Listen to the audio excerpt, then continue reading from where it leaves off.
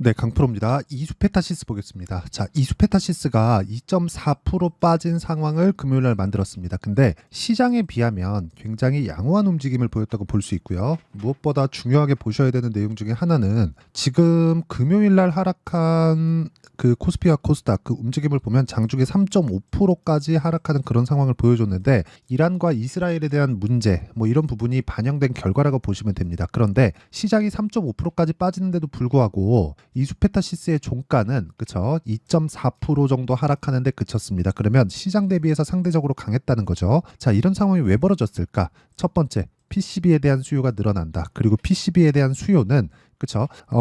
유리기판으로 지금 연결될 수 있는 그런 상황이 만들어져 있습니다. 왜 유리기판으로 연결될까? 유리기판은 비쌉니다. 기본적으로 일반적인 PCB, 지금 방식에 비해서 훨씬 더 비싸요. 그런데 없던 기술이 아니라 지금은 돈을 생각하지 않고 AI 서버를 증설하고 있는 그런 단계에 있습니다. 첫 번째, 누가 먼저 그 AI 시대에 주도권을 쥘까? 그 내용 때문에 그렇습니다. 근데 이수페타시스의 고객사를 보면요. 어떻게 되냐면 이수페타시스는 지금 삼성전기와 비슷한 일을 하죠. 그런데 이수페타시스는 네트워크 장비 그리고 서버 스토리지 이쪽 부품을 납품을 합니다. 근데 서버 스토리지에 대한 부분이 지금 진행하고 있는 AI 데이터 센터 이쪽이라고 보시면 됩니다. 실제 엔비디아를 고객사로 두고 있고요. 그리고 서버 스토리지 관련된 내용이 있기 때문에 뭐 구글, 마이크로소프트, 인텔과 같은 이쪽에 대한 고객사를 확보하고 있습니다. 그러니까 PCB 관련해서는 전통적인 강호라고 보시면 돼요.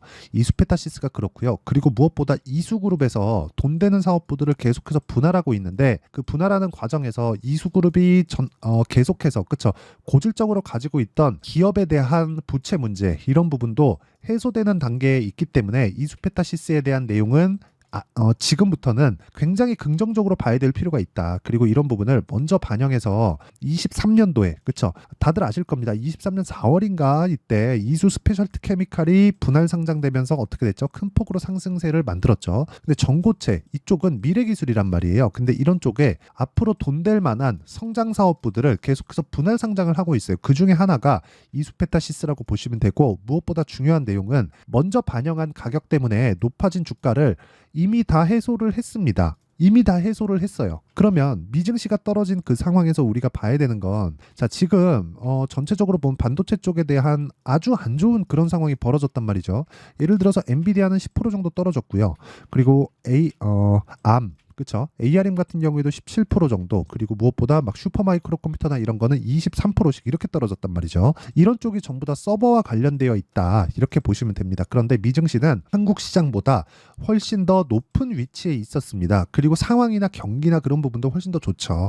달러도 강하고 자, 근데 달러가 강한 게 수출하는 입장에서는 그게 좋게 볼 수 있을까요? 좋게 볼 수 없을 겁니다. 근데 서버 쪽으로 납품하는 것도 미국 기업이고 하다 보니까 달러에 대한 부분은 그렇게 큰 영향을 미치는 건 아니다. 즉, 애플이나 그런 부분, 그쵸? 이쪽은 수출을 많이 하잖아요. 다른 쪽에서도 뭐 애플의 아이폰이나 그 애플 관련된 그 제품들을 많이 사용을 하니까 수출 기반으로 하는데 지금 진행하고 있는 AI 관련된 내용으로 인해서 그쵸? 발생되고 있는 부분은 뭐가 됩니까? 지금 발생되고 있는 건 한 가지 자국 내에서 거래가 이루어지고 있는 것이다. 그런데 여기서 엔비디아 쪽은 약간 이렇게 꺾일 수 있는 그런 상황이 됐습니다. 근데 그럼에도 불구하고 한국 시장이나 뭐 이런 다른 메모리 반도체나 PCB 쪽은 약간 조금 다르게 봐야 될 부분이 엔비디아의 고객사는 그쵸? 고객사는 마이크로소프트, 구글 이런 쪽이에요. 아마존이나 이런 쪽에서 지금 엔비디아에서 비싸게 팔다 보니까 어떻게 하죠?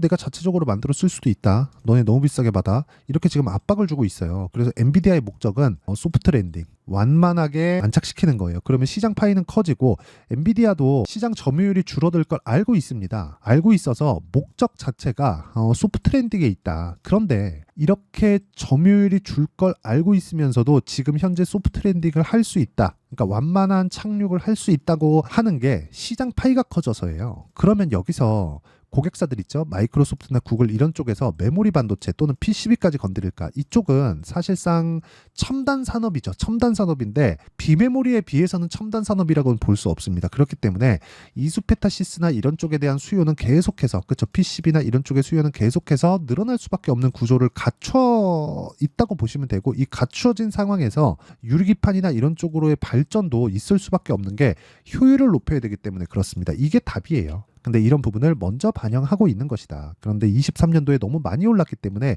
이런 부분에 대한 가격 부담 요인을 해소해야 될 필요가 있었고, 이번에 3월 달에 그쵸, 고가 돌파를 하면서 이런 가격 부담은 모두 해소가 되었다. 그리고 실적에 대한 부분이 개선되고 있지만 실적에 대한 부분이 완벽하게 개선되는, 그쵸, 주가 상승 대비해서 완벽하게 막 엄청나게 폭발적인 실적이 나오고 있지 않기 때문에 이런 부분을 감안했을 때 추가 상승 여력이 있다. 이렇게 보시면 됩니다. 왜? 주식은 선반영하니까. 여기까지가 시세 원리 그리고 이수페타시스가 성장성을 유지할 수 있는 내용에 대한 부분을 이해를 시켜드렸습니다. 그러면 그 다음 나와야 될 건 타점이죠. 그 타점에 대한 부분을 완벽하게 이해를 했을 때 다른 종목에 가서도 큰 수익을 낼 수 있습니다. 자, 첫 번째 자람 테크놀로지입니다. AI 반도체 뉴로모픽 쪽이죠. 그렇죠. 이쪽 뒤쪽의 시세는 제가 먹지 못했지만 첫 번째 돌파 구간에서의 매매, 그렇죠. 이런 구간에서 뭘 만들었어요? 돌파 구간에서 매매하고 상한가 두 방, 그리고 그 다음날 매도 74.8%의 수익 구간. 그리고 다른 종목들 최근에 강세를 보였었던 뭐 DI나 그런 종목을 보더라도 어때요? 돌파하는 구간에서 정확하게 매수를 했고 이런 식으로 26%, 22% 이런 식으로 수익을 꾸준하게 냈었다는 점. 그리고 반도체 외적인 부분도 그렇죠.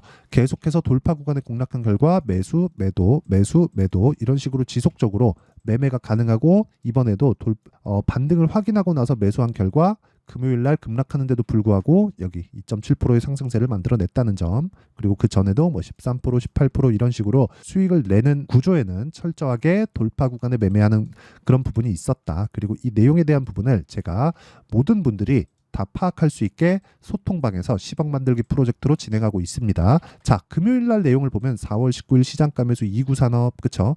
여기 8시 49분에 진행된 내용이 있고요. 장 시작 전에 공개할 수 있는 건 이런 매매를 하기 때문에 그렇습니다. 돌파하는 구간. 이게 아니면 그쵸? 이런 식으로 장 시작 전에 공개를 못하죠. 뭐 다른 종목을 보더라도 아까 전에 보셨다시피 마찬가지입니다. 그리고 이럼으로 인해서 나올 수 있는 결과는 이 정도의 수익을 낼 수 있다. 대략 한 석 달 반 정도 기간 동안 600%. 그리고 이런 내용에 대한 부분을 제가 여기 소통방에서 모두 공유를 하고 있으니까 구독과 좋아요, 그렇죠? 구독과 좋아요 부탁드리고요. 상단에 있는 전화번호로 구독이나 뭐 10억, 그쵸? 10억 만들기 프로젝트를 진행하고 있으니까 10억이라고 문자 보내주시면 제가 소통방 입장 링크를 순차적으로 공유를 해드리도록 하겠습니다. 그러면 이 내용을 토대로 우리가 알아야 되는 내용은 뭘까요?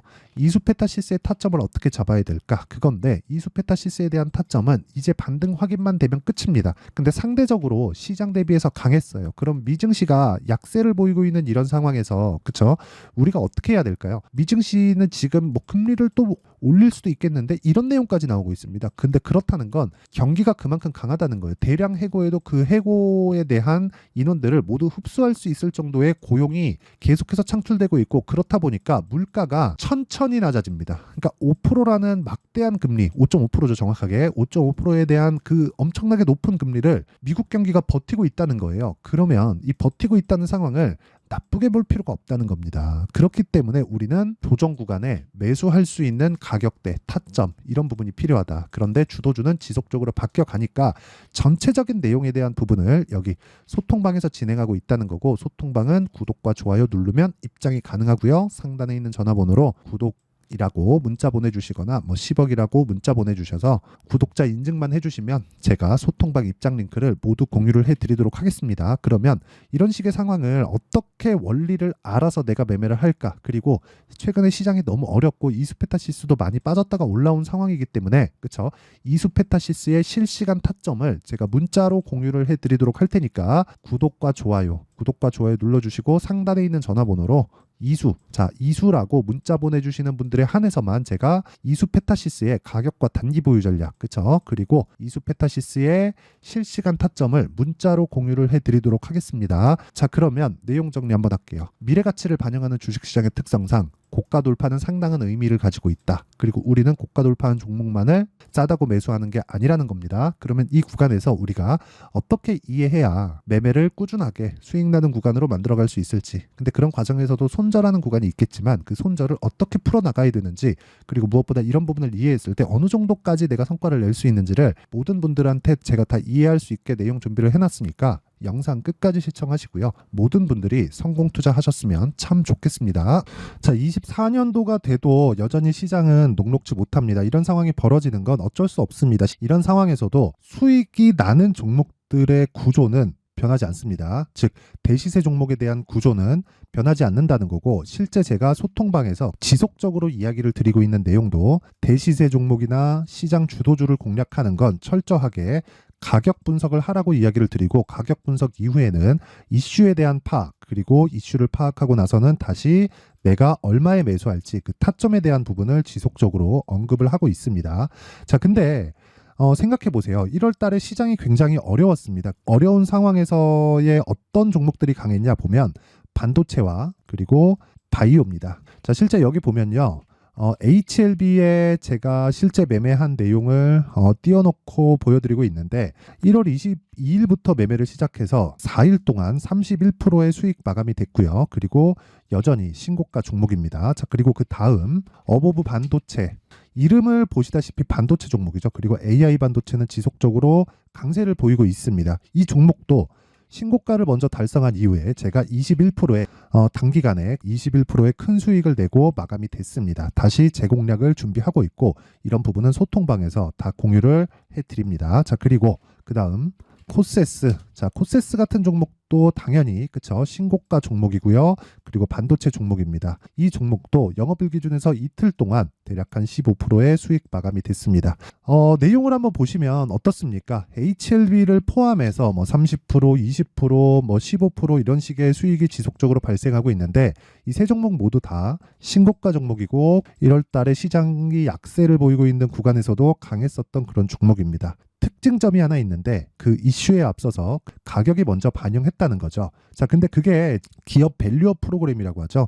그 종목들도 마찬가지입니다. 오늘은 그 부분에 대해서 이야기를 드릴 텐데, 그렇게 제가 가격을 먼저 보고 이슈에 대해서 파악하는 이유는 결과적으로는 큰 시세를 먹기 위한 사전 준비 작업입니다. 실제로 큰 시세를 먹기 위해서 사전 준비 작업을 했을 때 여기 레인보우 로보틱스 127%, 그리고 ISC 98%, 그리고 한미반도체 97%의 큰 수익을 내는 상황을 만들 수 있습니다. 어떤 식으로 소통방에서 진행됐는지, 그쵸? 그 상황을 제가 이야기를 드린 건데, 이런 상황도요, 당연히 신고가를 공략했을 때 가능한 겁니다. 자, 그러면 이번에도 마찬가지입니다. 그쵸? 정부 주도의 코리아 디스카운트 해소 방안이 2월 달에 발표를 하고요. 그리고 2월 달에 발표된 내용을 토대로 주가가 움직이는 게 아니라 이미 움직인 내용이 있죠. 실제 이 내용은 크게 중요한 게 아니라는 겁니다.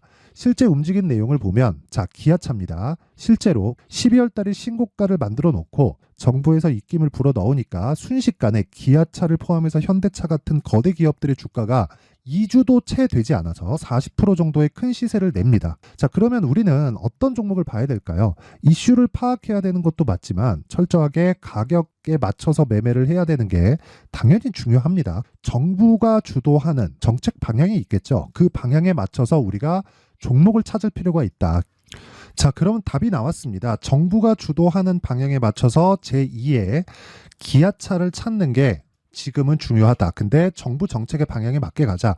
그랬을 때 앞서서 제가 보여드렸었던 내용인 여기 레인보우 로보틱스 127%, 그리고 ISC 98%, 그리고 한미반도체 97%와 같은 수익을 낼 수 있습니다. 물론 시간에 대한 부분은 최소 2주의 시간이 필요하고요. 그리고 최장 3개월 안에 끝내야 됩니다. 자, 기아차의 시세를 보셨던 것과 같이 2월 달에 정부 정책의 방향이 결정되고요. 바로 3월 달이면 시행입니다. 자, 그러면 우리는 거기에 맞춰서 당연히 종목을 찾아야 되고, 제가 제2의 기아차를 찾아놨습니다. 제가 아까 전에 소통방에서 이야기를 드렸었던 내용 다 공개를 해드렸는데, 그 내용처럼 종목만 받고 싶다 하시는 분들은요, 상단에 있는 제 전화번호로 대시세, 자, 대시세라고 문자를 보내주시면 정부 정책의 방향에 맞는 종목을 모든 분들에게 무료로 공개를 해드리도록 하겠습니다. 자, 제가 원하는 건 채널 성장이 목적입니다. 자, 그래서 구독과 좋아요 꼭 좀 부탁드리고요.